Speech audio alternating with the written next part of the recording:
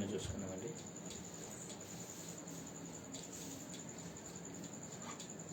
యోహాను సువార్త 9వ అధ్యాయం.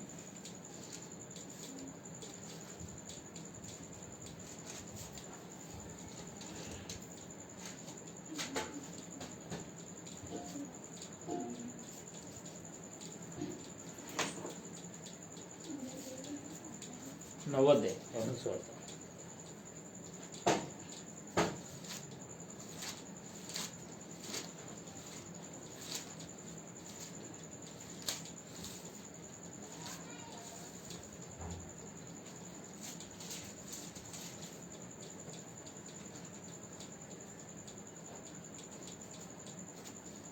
పైలో వచ్చాను. నవోదయ పైలో వచ్చాను.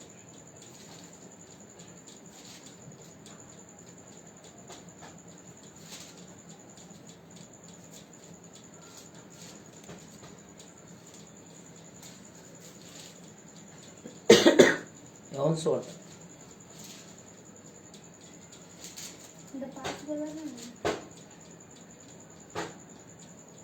యోహాను పత్రిక తీసింటావు నువ్వు. సువార్త మత్తయి సువార్త, మార్కు సువార్త పక్కన ఉంటుంది. అక్కడక్కడ లోక సువార్త తర్వాత ఉంటుంది. నీకు పైలో యోహాను తీసింటావు, అది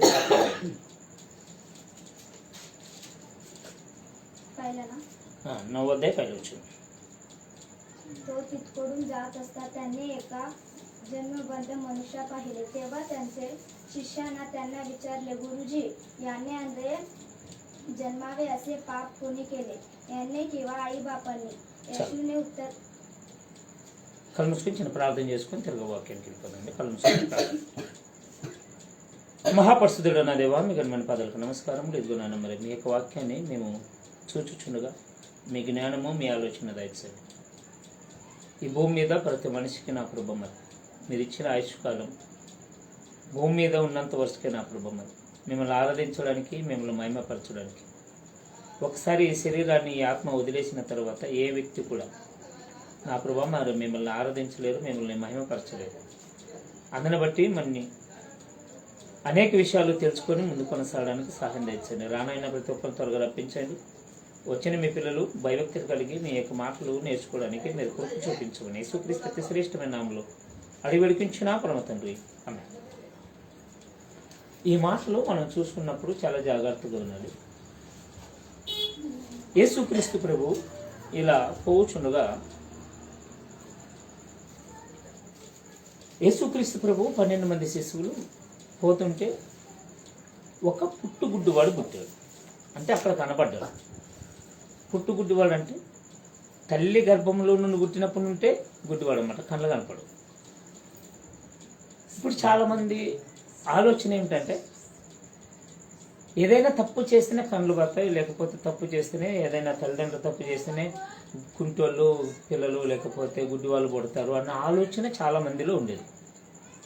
ఇప్పుడు చాలామంది ఏమనుకుంటారంటే ఏమో తప్పు చేసింటారు అప్పుడు తల్లిదండ్రులు లేకపోతే వాళ్ళ పెద్దలు, అందుకే పిల్లలు ఎలా పుడతారు అనే ఉద్దేశంతో ఉంటే ఈయన మాట్లాడుతున్నారు చూడండి. ఆ మార్గమున పోవుచుండగా పుట్టుగుడ్డివాడి యొక్కడు ఆ మనుషునికి కనబడిను. ఆయన శిశువులు, బోధకుడా, వీడు గుడ్డివాడై పుట్టటకు ఎవడు పాపం చేసినని వీడా భిన్న కన్నవారా అని ఆయననే అడగగా. ఏమని అడిగారంట? పుట్టడానికి గుడ్డివారుగా ఎవరు తప్పు చేశారు? ఈడేమన్నా తప్పు చేశాడా అంటే తల్లి గర్భంలో నుండే గుడ్డివాడై పుట్టాడు, లేక ఈ పిల్లవాడు గుడ్డివాడై పుట్టడానికి తల్లిదండ్రులు ఏమైనా తప్పు చేశారు అంటే అన్నీ అలాంటి కారణాలు ఉండవు. కొన్ని విషయాలు దేవుడు తన యొక్క మహిమార్థమై లేకపోతే ఏదో ఒక సంకల్పం ఉంటేనే తప్ప ఎందుకు గుడ్డివాడుగా పుట్టాడు ఇప్పుడు చెప్తున్నాడు చూడండి. 3వ వచనం ఒక్కొక్క వచనం చదువు. एक क्वेश्चन. येशूने उत्तर दिले, यांनी किंवा यांच्या आई बापांनी पाप केले असेल, नाही तर यांच्यात आई देवाची प्राय प्रगट व्हावी म्हणून असा जन्माला. ఏమంట? యేసు వీడైనను విన్న కన్నవారైనను పాపం చేయలేదు గాని దేవుని క్రియ వీని యందు ప్రత్యక్షమొకటికే వీడు గుడ్డివాడై పుట్టిన నేను. అంటే అర్థం ఏమిటి? ఆ కాలంలో యేసుక్రీస్తు ప్రభువు వచ్చి వాని కనులు తెరిస్తే అందరికి అద్భుతంగా కనపడాడు. పుట్టుగుడ్డు వానికి ఎవ్వడు కూడా కళ్ళు ఇవ్వలేడు. యేసుక్రీస్తు ప్రభు ఇలా తాకగానే ఏమైపోయిందంటే వాని కళ్ళు మరలా కనపడ్డాయి. యేసుక్రీస్తు చేసిన ప్రతి అద్భుతం చూడండి, ఎవ్వరు కూడా ఎప్పుడు చేయలేనన్ని అద్భుతాలు ఆయన చేశాడు. చనిపోయిన వారిని లేపాడు, నీళ్ళని ద్రాక్షరసము చేశాడు. 37 ఏండ్లుంటే ఒకే చోటే పరుపులో పడి మురిగి వాసన కొడుతున్న ఆయన కూడా ఊపి నీ పరుపెత్తుకొని లేచిపోతే లేచిపోయాడు.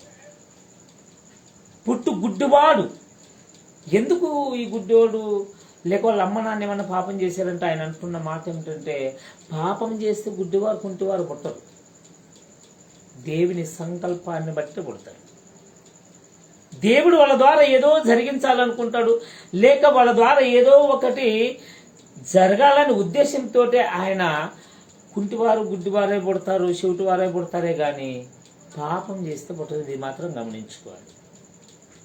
ఆయన అంటున్నాడు ఈడు కానీ తల్లిదండ్రులు కానీ పాపం చేయలేదు. చూడండి కింద ఏమంటున్నాడు 4వ वचन. मला ज्याने पाठविले त्यांचे कार्य दिवस आहे तोपर्यंत आपल्याला केली पाहिजे. रात्र येणार आहे, तिच्यात कोणाच्याही कार्य करवणार नाही. ఏమంటున్నారు చూడండి, పగలయుండగానే పంపబడిన వాని క్రియలను చేయుటకు రాత్రి వచ్చిన తర్వాత అప్పుడు ఎవ్వడు కూడా పని చేయడు. పగలుండగానే పని చేసుకోవాలి. నీ ప్రాణం ఉండగానే ప్రభువుని నమ్ముకోవాలి. నీవు శరీరంలో ప్రాణం కలిగి ఉన్నప్పుడు ఎలా ఉండాలో ఎలా ఉండకూడదో నీవు తెలుసుకోవాలి. రాత్రి వచ్చిన తర్వాత నీవు అరవ విశ్రాంతి తీసుకొని పండుకోవాలి, కానీ రాత్రి నా పని పోతానంటే కాదు. అంటే శరీరంలో ప్రాణం కలిగి ఉన్నప్పుడే మనము నేర్చుకోవాలి ఏం చేయాలనేది.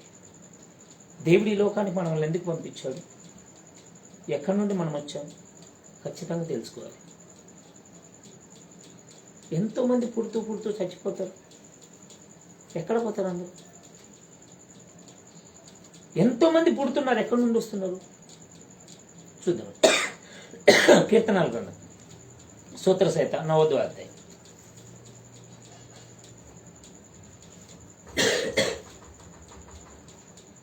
సూత్ర సహిత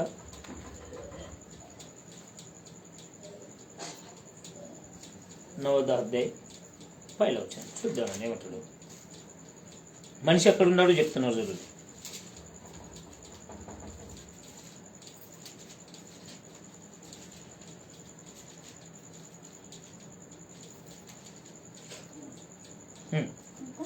नवोदय पहिलं वचन. हे प्रभू, तू पिढ्यानपिढी आम्हास निजाम आहेस. पर्वत उत्पन्न झाले त्यापूर्वी तू पृथ्वी व जग निर्माण केली. त्यापूर्वी तू युगनायुग देव आहेस. तू मनुष्याला पुन्हा मातीस मिळवतोस आणि म्हणतोस आहो मानवानो परत या, कारण तुझ्या दृष्टीने सहस्त्र वर्षे कालाच्या गेलेले दिवसासारखी. ఏమంటున్నాడు? ప్రభువా, తరతరముల నుండి మాకు నివాసస్థలము నీవే. పర్వతములు పుట్టక మునుపు భూమిని లోకమును నీవు పుట్టించక మునుపు యుగ యుగములు నీవే దేవుడు. నీవు మనుషుల్ని మట్టికి మార్చుచున్నావు, నరులారా తిరిగి రండని సెలవిచ్చుచున్నావు. ఎక్కడున్నామంట మనం? ఈ భూమి మీద తల్లి గర్భంలోకి రాకముదలే మనం దేవుని దగ్గర ఉన్నాం. ఈ శరీరము కేవలము ఆత్మ ఉన్నంత వరకే పనిచేస్తుంది. చనిపోయిన తర్వాత చూడండి, 1 రోజు 2 రోజుల్లో ఇది ఏమైపోతుంది? వెళ్ళిపోతుంది. ఇది మట్టితో చేయబడింది కాబట్టి ఈ మట్టిలో కలపాల్సిందే. దేవుడు తన ప్రాణాన్ని, తన యొక్క శ్వాసని మన యొక్క నాసిక రంధ్రంలో ఊదాడు. మనం బ్రతికున్నామంటే యేసుక్రీస్తు శ్వాస మనలో ఆడుతుంది. మీరు ఒక్కరున్నప్పుడు కూడా గమనించండి, నీ పేరు నా పేరు ఇంకో పేరు రాదు. మనము పైకి కిందికి ఊపిరి తీసుకుంటాము ఏసు అని. నీవు దేవుని నమ్మని నమ్మకపోని ఏ కులములో ఏ మతంలో పుట్టినా శరీరంలో ప్రాణము కలిగి ఉంటే చాలు. నీవు ఏ దేశంలో నుండి ఎక్కడ నుండి యేసు అని పేరు తీస్తేనే నీ బ్రతుకుతావు. కానీ నన్ను యేసు పేరు పలకనని నీవు అనుకుంటే కాదు. నీ శ్వాస ఇది. ఎప్పుడైనా ఆయాసం ఎక్కువ ఉన్న వాళ్ళని చూడండి, మనం పైకి కిందికి ఊపిరి తీసుకోవాలి. నన్ను యేసు పేరు పలకలేను అని నీవు అనుకుంటే నీవు చచ్చిపోతావు అంతే. అందుకంటున్నాడు, ప్రభువా, తరతరముల నుండి నీవే మాకు నివాసస్థలము, పర్వతములు పుట్టక మునుపు భూమిని లోకమును నీవు పుట్టించక మునుపు యుగ యుగములు నీవే దేవుడు. నీవు మనుషుల్ని మట్టికి మార్చుతున్నావు. నర్లారా తిరిగి రండి అని ఎక్కడ రమ్మంటున్నాడు? దేవుని దగ్గరికి రమ్మంటున్నాడు. ఇప్పుడు చెప్పండి, స్త్రీలందరూ కూడా తల్లిదండ్రుల ఇంటికి పోతే అప్పుడు ఏడుస్తారా? భర్త ఇంటికి వస్తే అప్పుడు ఏడుస్తారా? చెప్పండి. తల్లిదండ్రుల ఇంటికి పోతే అప్పుడు ఏడుస్తారా? ఆడకు పోయి 10 నిమిషాలు ఉండి మళ్ళీ ఇక్కడే పానం కొట్టుకుని వచ్చిన తల్లిదండ్రుల ఇంటి అట్టెలకలకి 10 నిమిషాలకే ప్రయాణం. ఆ సంతోషమే వేరే. షాపింగ్కి, పెళ్ళిళ్ళకి, ఫంక్షన్లకు పోతే గంటలు తయారు చేస్తారేం కానీ తల్లిదండ్రుల ఇంటికంటే భర్త కంటే ముందర బయటకు వచ్చి పడతారు. అంతేనా? చావు అంటే కూడా మనం కూడా తండ్రి ఇంటికి పోతాం. మనం భయపడతాం చావు అంటే. ఎందుకు? ఈ చావు అంటే ఏమిటి? చచ్చిపోతే మీకు లాభమా నష్టం చెప్పండి? లాభం. చచ్చిపోతే ఏం లాభం అంటే నన్ను సృష్టించిన నా తండ్రి దగ్గరికి పోతాను, నా తండ్రి ఇంటికి పోతాను. మీరు తల్లిదండ్రుల ఇంటికి పోతే ఇప్పుడు ఎంత సంతోషంగా ఉంటారో అంత సంతోషం చావంటే. ఎప్పుడు? మనం భయభక్తులు కలిగి బాధ్యత కలిగి ఉన్నప్పుడు.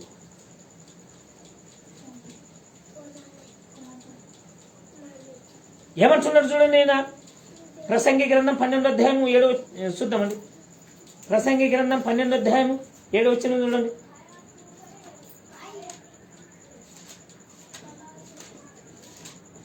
నీతి సూత్ర తర్వాత ఏముంది? ఉపదేశం 12వ అధ్యాయం 7 వచనం.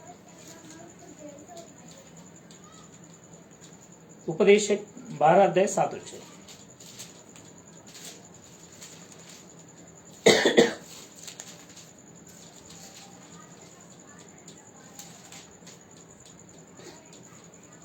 तेव्हा माती पूर्ववर्ती माती आहे आणि देवाने दिलेला आत्मा त्याच्याकडे परत जाईल. ఏమంటున్నాడు?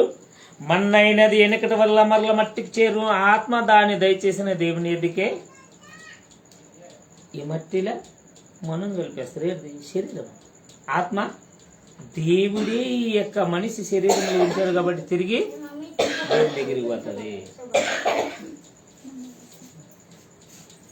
ఆత్మ ఎలాగైతే మనిషి యొక్క శరీరంలో ఉంచాడో అది తిరిగి ఎవరైతే పెట్టారో ఆయన దగ్గరికి పోతుంది. కానీ తల్లి గర్భంలో ఎంత పరిశుద్ధంగా పెట్టాడో మనం తిరిగి దేవునికి అంతే పరిశుద్ధంగా అప్పచెప్పాలి.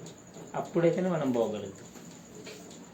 దేవుడు మనల్ని ఎంత పరిశుద్ధంగా అయితే ఈ భూమి మీదకి పంపించాడో మనం తిరిగి అంతే పరిశుద్ధంగా దేవునికి ఇవ్వాలి. అప్పుడైతే దేవుని దగ్గరికి మనం పోతాము. అప్పుడే మనకు సంతోషం, అప్పుడే ఆనందం. చూడండి 7వ అధ్యాయంలో చెప్తున్నాడు. 7వ అధ్యాయం అదే ఉపదేశకులోనే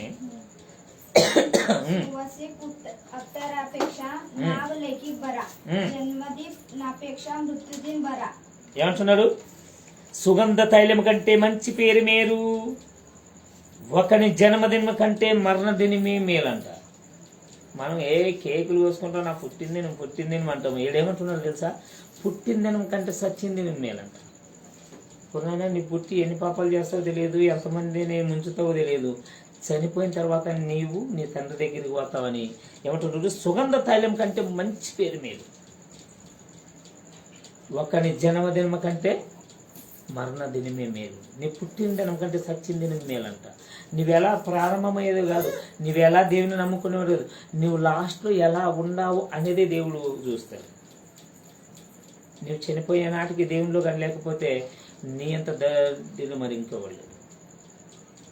ఫిలిప్పీలు రాసిన పత్రిక చూడండి 1వ అధ్యాయం 21 వచనం. ఫిలిప్పీస్ నౌకర్ల మధ్య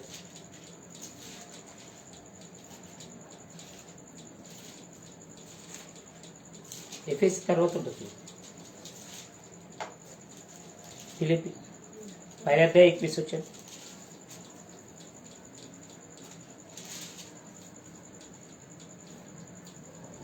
कारण जगणे हे मला ख्रिस्त व मरणे हे मला लाभ असे आहे. ఏమంటున్నాడు పౌలు గారు? నా మట్టుకైతే బ్రతుకుడు క్రీస్తు, చావు అయితే లాభం. నేను బ్రతికితే దేవుని గురించి బ్రతుకుతాను, చచ్చిపోతే నాకు లాభం అంటాడు. మనం చచ్చిపోతామని గుండు కొట్టుకుంటాం, ఉన్న ఆస్తిని అమ్మాను కానీ బతకాలనుకుంటాం. ఈయనేమంటాడు? చచ్చిపోతే లాభం. ఎందుకంటే ఆయన వాక్యానుసారంగా ఉన్నాడు కాబట్టి ఆయనకి భయం లేదు. నేను కన్ను మూస్తే నా దేవుని దగ్గరికి పోతానన్న నమ్మకం ఉన్నాడు. అంతేగాని బ్రతుకడ క్రీస్తు చావు అయితే లాభం. మనకి చనిపోతేనే లాభం. ఎందుకు తెలుసా? దేవాతి దేవుని దగ్గరికి పోతాం, దేవుని రాజ్యంలో ఉంటాం, దేవునితో పాటు ఉంటాం. అక్కడ ఏముంటుందో చూడండి. ప్రకటన గ్రంథం లాస్ట్ అధ్యాయం, ప్రకటన గ్రంథం 21వ అధ్యాయం 3వ వచనం నుండి చూస్తే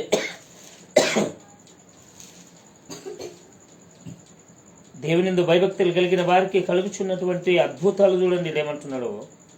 ప్రకటన గ్రంథము 21వ అధ్యాయం తీసుకొచ్చాడు. आणि मी राजस्थानातून आलेली मोठी वाणी ऐकली. ती म्हणाली, पहा, देवाचा मंडप मनुष्याजवळ आहे. त्याच बरोबर देव आपली वस्ती करील. ते त्याचे लोक होतील आणि देव स्वतः त्याच बरोबर राहील. ఏమంటున్నాడు?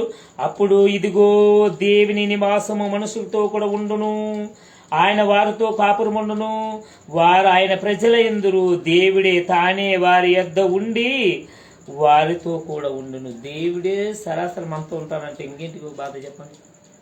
ఇప్పుడు ఎడన్నా దేవుడు కనపడతాడంటే పరిగెత్తారా? బొంబాయిలు కనపడతాడంటే పరిగెత్తారు, బెంగళూరు కనపడతాడంటే పరిగెత్తారు, హైదరాబాద్లో కనపడతాడంటే ఎన్ని దుడ్లని పెట్టిన కానీ దేవుని చూడాలని పోతారు. కానీ దేవుని చూడాలంటే మనం రావాలి, చస్తేనే దేవుని చూస్తాం. కానీ దేవుని దగ్గరికి పోతే ఎట్లా మనం ఉన్నామా లేదా చూడండి. 4వ వచనంలో ఏమంటుందో,